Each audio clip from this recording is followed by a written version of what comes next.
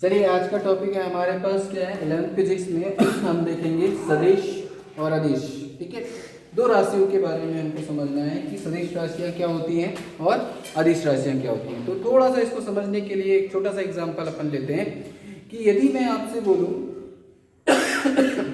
कि यहाँ से कसडोल से बलौदा बाजार कितनी दूरी पर है, तो आपने आंसर दिया किसी ने बोला कितना किलोमीटर है, तो अप्रॉक्स किसी ने भी बोल दिया मान लो 30 किलोमीटर बता दिया मुझे। कसडोल से बलौदा बाजार 30 किलोमीटर है। ठीक है, हमने गाड़ी उठाया, ठीक, हम गाड़ी उठाए और 30 किलोमीटर चल दिए, गाड़ी उठाए और 30 किलोमीटर चले।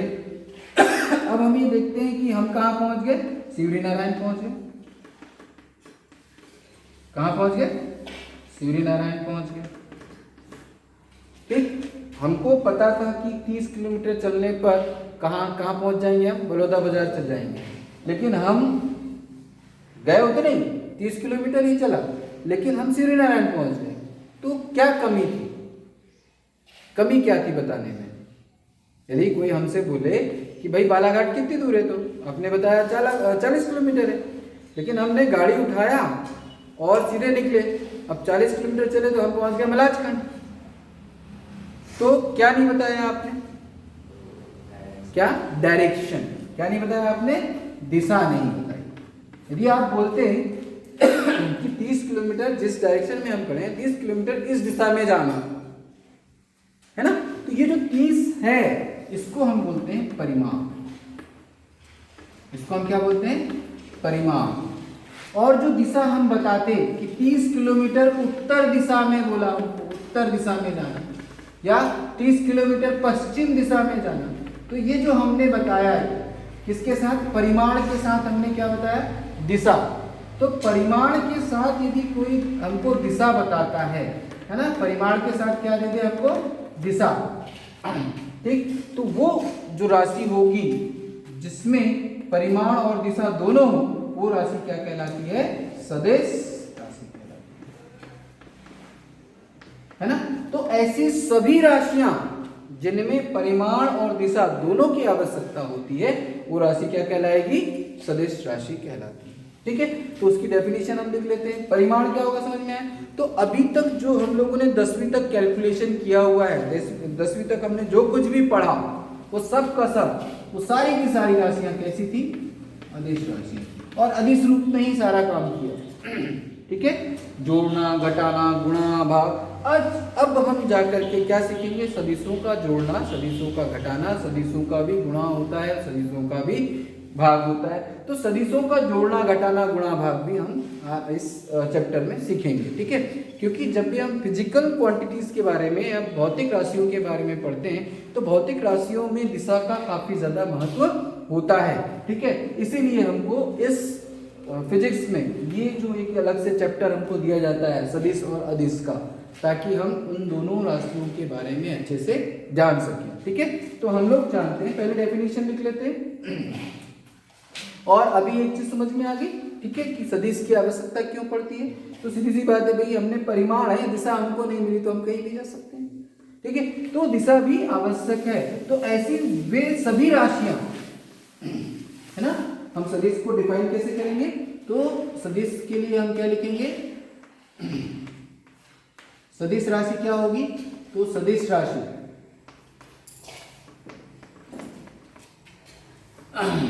वे सभी भौतिक राशियां, वे सभी भौतिक, क्योंकि भौतिक में हम इसको पढ़ रहे हैं इसलिए मैं इसको यहाँ पे भौतिक डाल देता हूँ, है ना। सभी भौतिक राशियां, वे सभी भौतिक राशियां जिनमें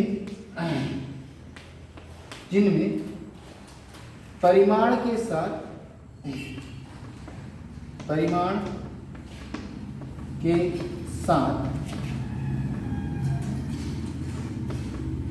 दिशा भी आवश्यक होती है, या जिन राशियों में परिमाण, भौतिक राशियां जिनमें परिमाण के साथ दिशा भी होती है, क्या कहलाती हैं? सदिश राशियां कहलाती हैं। क्या कहलाती हैं? सदिश राशियां कहलाती हैं।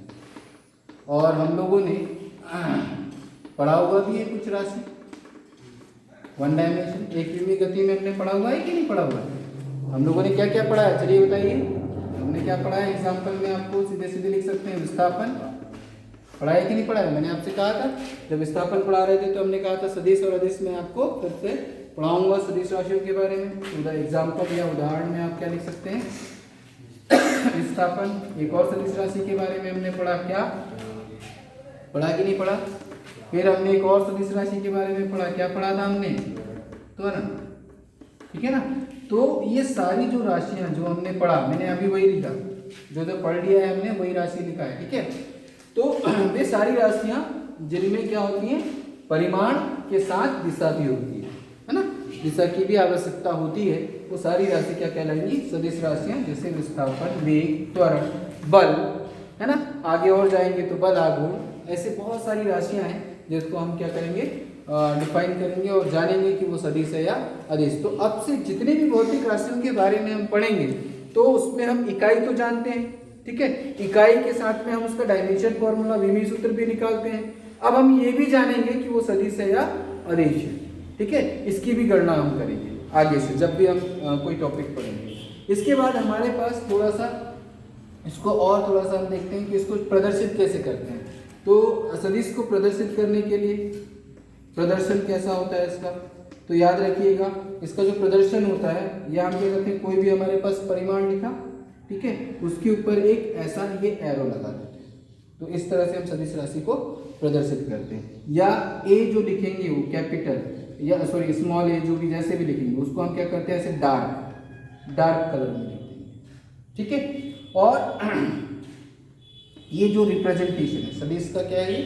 प्रदर्शन है। इस तरह से हम उसको प्रदर्शित करते हैं, या तो डार्क लेटर्स में लिख देते हैं या फिर इसको हम क्या करेंगे? इस तरह से प्रदर्शित करेंगे। Is it clear? तो ये सदिशों का क्या है? ये निरूपण, इस तरह से हम इसको निरूपित करते हैं, ठीक। ठीक, अदिश राशि क्या होगी? तो अदिश राशि क्या होगी? तो ये भी आप जानते हैं, अदिश राशि। तो अदिश राशि वे सारी राशियां, वे सभी भौतिक राशि, सभी भौतिक राशियां जिनमें केवल क्या होता है? परिमाण होता है, केवल परिमाण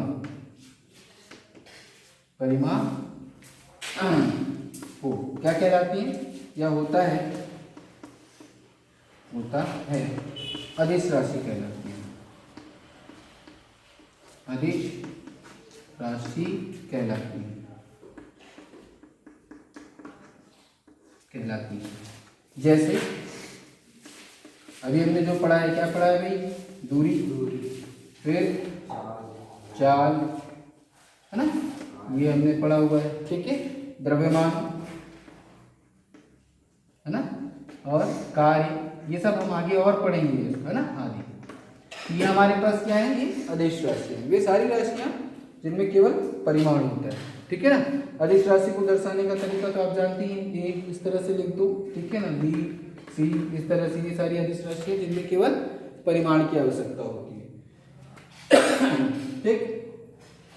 अब हम ये देखते हैं कि हमारे पास, अच्छा, सदिश और अदिश में जो अंतर होता है उस चीज को भी अपन मतलब जैसे दूरी और चाल में, दूरी और विस्थापन में हमने अंतर लिया है ना, ठीक है। दूरी और विस्थापन में जो अंतर लिया हमने, क्या लिया था? विस्थापन में, विस्थापन एक सदिश राशि होती है, ठीक है। तो सदिश राशि में वही चीजें आ जाएंगी कि सदिश राशि धनात्मक, ऋणात्मक और शून्य हो सकती है ना। आप सदिश और अदिश में अंतर यदि लिखोगे तो सदिश राशियों का डेफिनेशन हमने लिख दिया, दिशा और परिमाण वाला जो डेफिनेशन अभी लिखा था। फिर आप क्या लिख सकते हो कि सदिश राशि धनात्मक, ऋणात्मक और शून्य हो सकती है, लेकिन अदिश राशि सदैव धनात्मक होती है, ठीक है। तो ये चीजें, ये दो अंतर आपको याद रखना है, ठीक। अब आते हैं अपन सदिशों के प्रकार, सदिशों के प्रकार में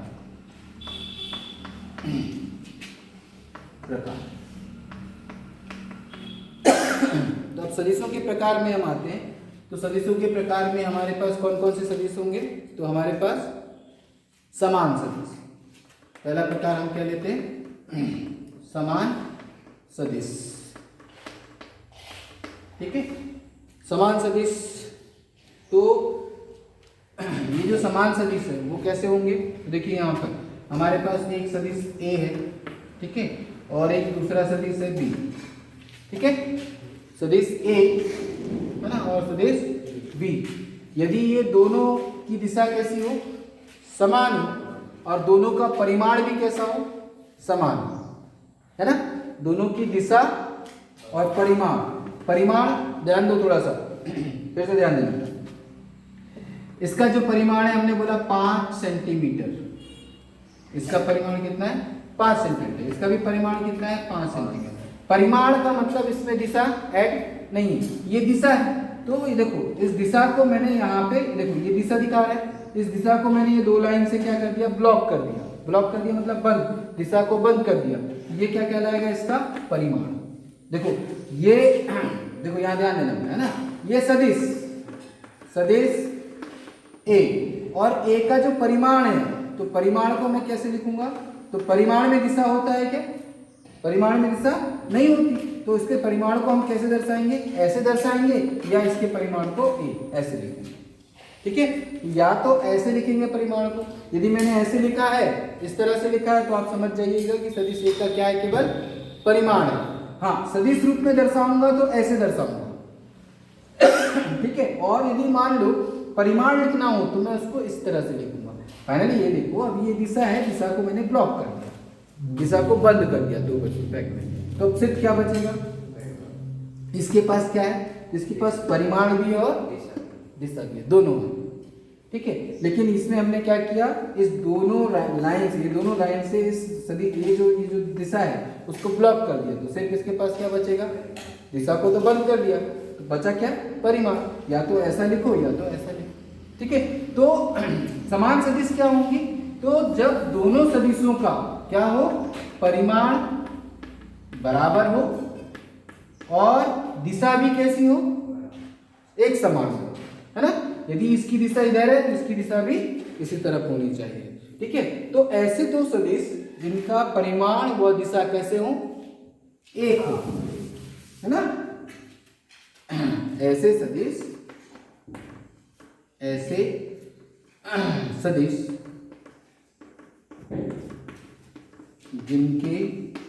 जिनकी दिशा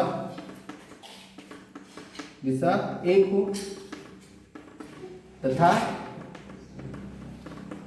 परिमाण भी कैसा हो? परिमाण एक हो। दिशा एक हो और परिमाण एक हो, क्या कहलाती है? समान सदिश। समान सदिश कहलाते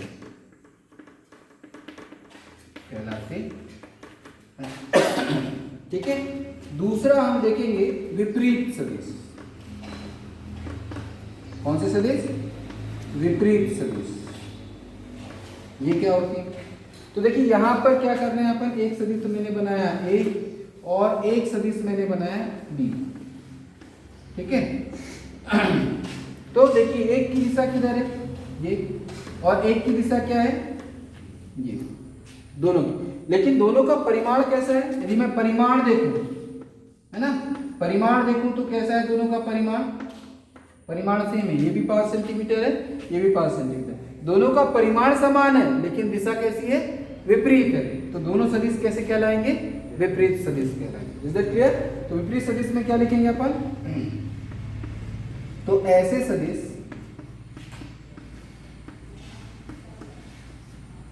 सदिश जिनका परिमाण कैसा हो? परिमाण समान हो किंतु दिशा कैसी हो? दिशा विपरीत हो, क्या कहलाती है? विपरीत सदिश कहलाते हैं, विपरीत सदिश कहलाते हैं, सदिश कहलाते हैं।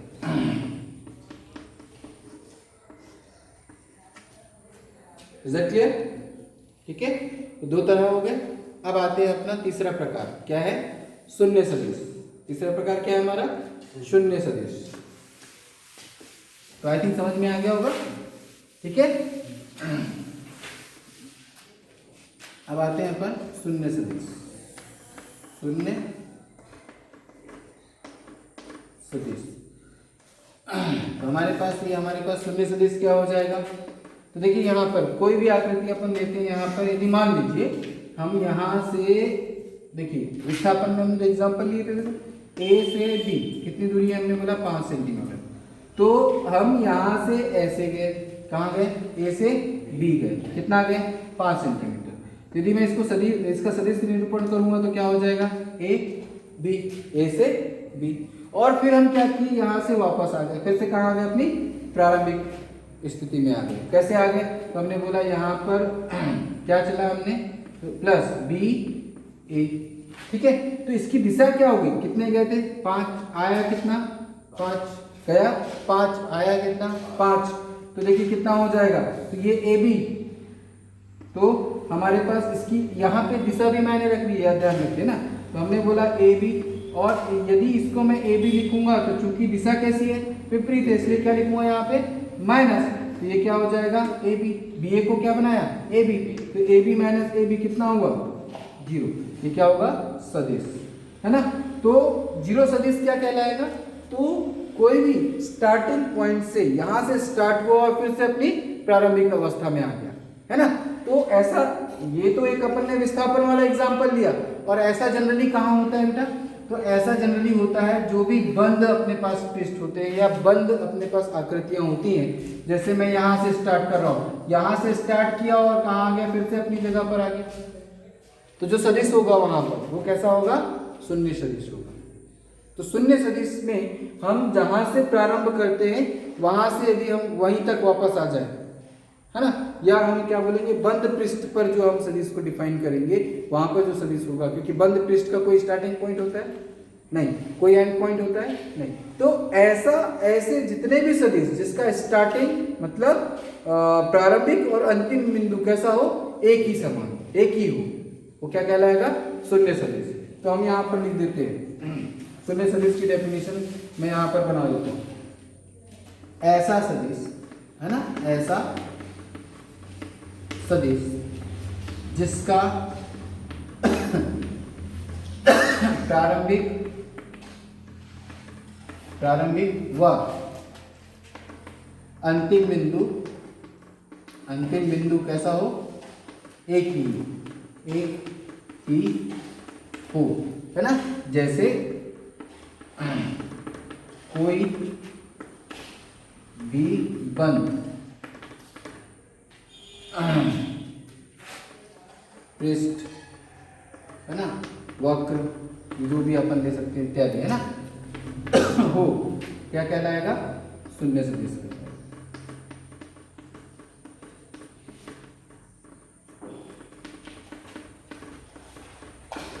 कहलाता है। दिशा तो होती है निश्चित, लेकिन उसका जो प्रारंभिक और जो अंतिम बिंदु होगा वो क्या होगा? एक ही होगा, ठीक है ना। जैसे हमने यहाँ पर बल लगाया है, ऐसे वहाँ पे तो हमने बल लगाया, बल सदिश राशि है, ठीक है, लेकिन विस्थापन नहीं हुआ अपने पास, ठीक है। तो कहीं ना कहीं, अच्छा वो तो क्या अलग से एग्जाम्पल हो गया, क्या आपको इसको याद रखना है इस तरह से, ठीक है। फिर हमारे पास आता है सदिशों के प्रकार में एक और,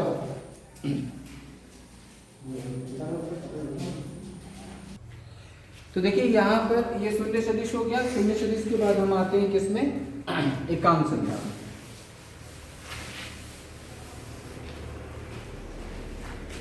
एकांक सदिश, एकांक सदिश। तो थोड़ा सा ये देखते हैं कि यदि हमारे पास मान लीजिए सदिश ए है, ठीक है ना। हमने क्या किया, अपने पास सदिश ए है, अपन ये सदिश ए है सर, हमने इसको दिखा दिया, ठीक। अब इसके हमने क्या किया, 5 ये हमारे पास सदिश ए है, ऐसे इसको अपन ने रखा और ऐसे ले लिए, ठीक है। चलिए इसको अपन ले लेते हैं, ठीक है। ये कितना है, तो हमने बोला 5 सेंटीमीटर या जो भी अपन ले लेते हैं, ये हमारे पास सदिश है, ठीक है। इसके हमने 5 बराबर भाग किए, 1 2 3 4, 1 2 3 4 और ये हमने ले लिया 5, इस तरह, ठीक है। तो इसका जो परिमाण है, मैंने क्या बोला, इस सदिश ए, ये क्या है, एकांक सदिश कहलाएगा, इसको मैंने बोला एकांक सदिश। तो मैंने ऐसे किया क्योंकि ये सदिश ए है, ठीक है ना, और इसका जो एकांक सदिश है उसको मैंने क्या बोला, ए कैप बोल दिया। कितना बोल दिया, ए कैप। तो देखो ये ए कैप, ये भी ए कैप हुआ, ये भी ए कैप हुआ, ये भी ए कैप हुआ और ये भी ए कैप हुआ, ठीक है। अच्छा, ये एकांक सदिश का परिमाण कितना होता है, 1। कितना होता है, 1। 1 2 3 4 5 है ना। तो हमारे पास ये सदिश है, ठीक है। तो मैं इसको क्या लिखूंगा, ये 5 एकांक सदिश से मिलकर बना हुआ है, ऐसा बोल सकता हूँ ना। किससे मिला बना हुआ है, 5 एकांक सदिश से। तो ये एकांक सदिश, ये सदिश क्या बताता है, हमने बोला ये क्या बता रहा है, इसकी दिशा बता रहा है ना, ये दिशा बता रहा है। ये क्या है हमारा परिमाण। ये जो हमारे पास जो दिया सदिश ए है, ए को मैंने ऐसे लिखा, कैसे लिखा है इसको, ए को ऐसे लिखा। एकांक सदिश क्या बताता है, दिशा बता रहा है। अभी यहाँ पर अपन ये मानकर चलते हैं जो सदिश, ये भी सदिश निरूपण है, एकांक सदिश का अपन निरूपण कर रहे हैं, ठीक है। अच्छा, फिर से चलो, यदि इसको मैं ऐसे एकांक सदिश अपन ऐसे भी लेते हैं, चलो यहाँ पर ये कितने भागों से मिलकर बना, हमने बोला 5 भागों से मिलकर बना, ठीक है। कितने भागों से मिलकर बना है, इसको थोड़ा समझ लेते हैं। 5 भागों से मिलकर बना है, तो हमने बोला 5, और ये क्या ले लेते हैं, सदिश से, ये एकांक। तो 5 अपन ने यहाँ पर एकांक सदिश 5 एकक ऐसा लिख देता हूँ, 5 एकांक ऐसा लिख देता हूँ। तो ये जो सदिश है, ध्यान दो ना, मैंने इसको ऐसे लिख दिया, लिखने का तरीका मैंने ऐसे 5, इस सदिश ए को कितना तोड़ दिया, 5 एकांक, ठीक है। यहाँ पे दिशा होगी, एकांक सदिश की जो भी दिशा होगी देख लेंगे, ठीक। चलो, तो हमारे पास ये जो टूटा है, ये 5 जो आया, क्योंकि इसको ए को ही हमने 5 भागों में तोड़ा, तो यहाँ पर ये क्या हुआ, उसका परिमाण। क्या हुआ, परिमाण। तो यहाँ पर देखिए, इसको मैं कैसे लिख सकता हूँ, सदिश ए इज इक्वल्स टू, ये एकांक सदिश हुआ, ये इसका क्या हो जाएगा, परिमाण। ये क्या हो गया, इसका परिमाण, और ये क्या हो जाएगा, इसका एकांक सदिश, ठीक है। तो एकांक सदिश बराबर क्या हो गया, एकांक सदिश बराबर हो गया सदिश ए अपॉन सदिश ए का परिमाण, ये सदिश। तो कभी भी एकांक सदिश निकालना होगा तो हम क्या करेंगे, एकांक सदिश बराबर सदिश अपॉन सदिश का परिमाण, ठीक है। ये निकाल सकते हैं अपन,